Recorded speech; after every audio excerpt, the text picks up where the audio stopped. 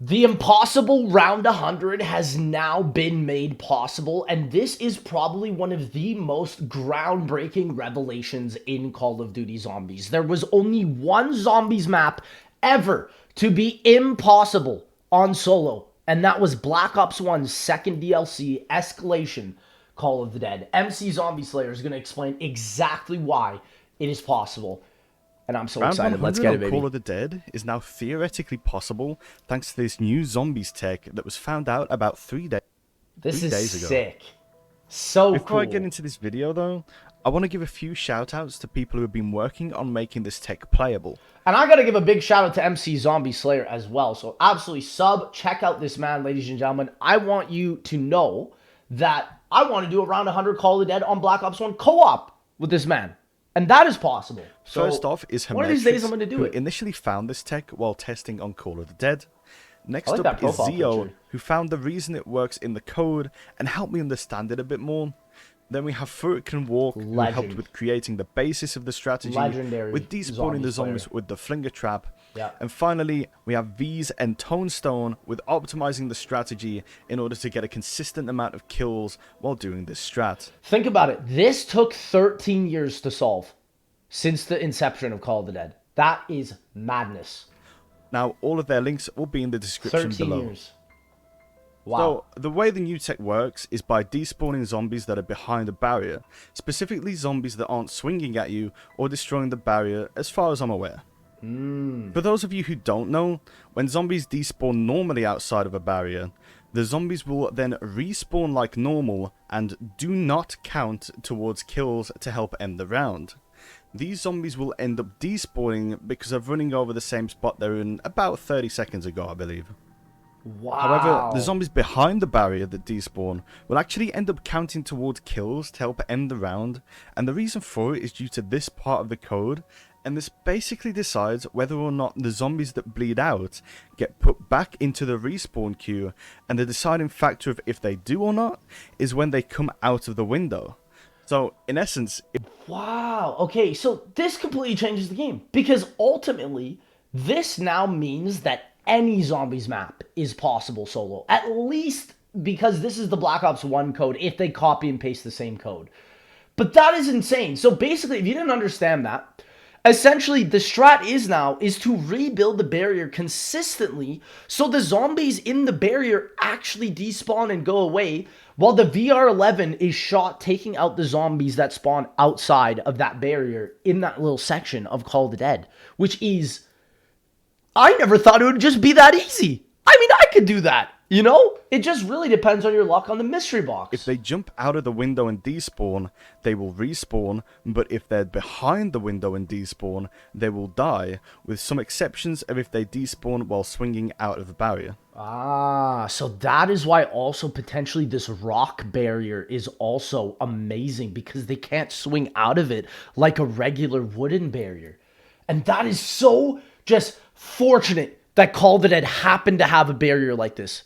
Like, the chances, especially with this map not having an infinite damage wonder weapon or a trap or anything to get damage past, like, good damage past, like, round 30 is mind-blowing to me. So, getting Wow. into how this is applied in a game, you wouldn't start doing this strategy until about round 70 plus, and you'd also still be killing with other weapons like the Scavenger, Raygun, and Lore as well. Wow. Then about round 80 to 85, you'd probably switch to exclusively running the bleed out strat, with the exception of getting drops at the start of a round.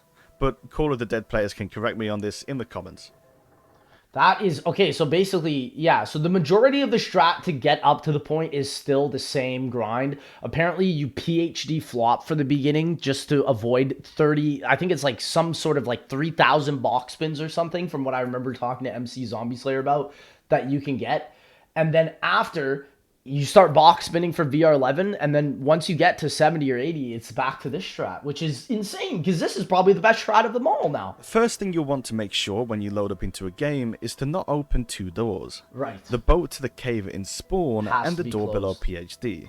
Oh, interesting. Okay. Now the boat is necessary in order to run the strategy, and the PhD door just allows for a little more time between VR11 shots. I As you see. start this strategy, Lets the zombies probably path out farther as well. That's like, dude, Call of the Dead is just so amazing because of that. The layout of this map is so perfect. How one door, literally like 100 meters away, affects where you are is just mind blowing to me. it can be a little hectic because of how many zombies spawn at the window. However, the best way of dealing with this is by crouching and rebuilding the barrier in a circular motion, and you should be okay. Right, just like There how we can be showed times, before. however, where the zombies manage to glitch through the barrier, and when this happens, I tend to leave the barrier unboarded for about a second or two and rebuild it, and the zombie should go back into the barrier. Though, if it doesn't and things look rough, I'd probably recommend leaving the area completely, and maybe going back depending on how many VR11 shots you have remaining. That is absolutely amazing. Like, I just got to give a big shout out to the Treyarch dev that decided to change this window barrier to rocks instead of boards. This strategy, genuinely, in my opinion, I don't think would be possible without that one tiny thing. And this is unheard of in any other zombies map. Genuinely, this is mind blowing to me. This is insane. As far as shooting the VR11 goes, when you first get into the spot, about 10 seconds after the zombies start spawning in, you'll want to shoot your VR11 at one of the zombies in the roof spawn, Right. generally the spawn on the left, as this will help take the zombies away from the top of MP5K stairs, so Right. instead of attacking you, they will attack the VR zombie, giving you And also shooting that one to the right is also good because then the one dropping down from the left will also follow. I mean, this is an amazing strategy. You can tell this took years to think out. more time to bleed out zombies behind the barrier. Something to note is if you really want to optimize the strategy, whenever you see a zombie spawning in the left roof spawn, if you wait 15 to 16 seconds and you have a zombie in the right roof spawn, shoot the right roof spawn and it should distract the zombie on the left roof spawn just as it begins to drop down, Literally exactly what I just said. That is so perfect. Wow. saving you a VR shot Yeah, look at that. Like, and even the one coming down from there now will also run. every time. That's so good. Because the VR11 upgraded shot also lasts very long. It lasts longer. The human lasts longer than the unupgraded shot. So the reason this strategy would allow for a possible round 100 is because you're getting so many kills with the VR11. So normally on Call of the Dead, you get about 36 kills with a full VR11, non-pack-a-punched and pack-a-punched. Right. Whereas with this strategy, you can get around 120 to 130 kills. Wow. This means that for every one VR used in this strat, it's worth 3 VRs used the previous way of killing normally. It's 3 times faster than what they did. Like, bro, this is why I love zombies. Like, these types of skips that players are able to find. We just solved a 13-year-old mystery. This is mad. Wow. The reason this matters is due to the box error on Call of the Dead, Yes. which is a huge component to why the map has been quite low in the first place. What the box error does is after about 3,700 hits of the box, your game would crash, meaning people had to use PhD Flopper for the first 25 hours or so, Right. exclusively before they could even start trading. Right. And that's what I was basically talking about. That's insane. So, because of the new VR strat, since you need to hit the box less, it means you don't have to focus on the box error as much and can focus more on reaching reset, which is around 78 hours on Call of the Dead. yeah, which is pretty average, I would say, for Black Ops 1. But it's pretty short also for Call of the Dead. But the thing is, 3 times faster now. Before, the highest round possible was round 94. With perfect box hits, which no one ever achieved. The highest round just up until this strat was 93 now. But it's literally, I'm going to make another video when somebody actually hits the Call of the Dead Solo 100. That will solidify that is, like, this is probably one of the greatest resolutions I've ever seen in COD Zombies. So not only can you play faster from around 70 to 80, Yeah. but rounds after will also be faster, because Wow. in the normal way of using the VR11, it would take around...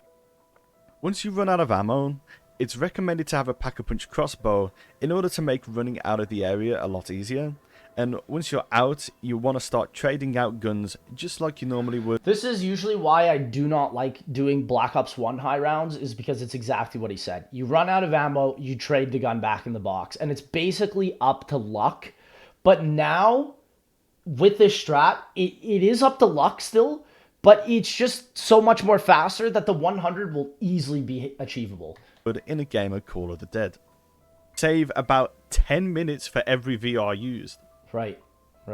That is like a whole 10 minutes. Like, that's insane. Like, honestly, I think we could even potentially hit upwards of like around 110 even, or maybe even 115. I'm not going to get into the trade strat and the best way of playing the map because that's something I still don't know myself and I'd have to look into. This has to be the most complicated zombies map for high rounding, easily.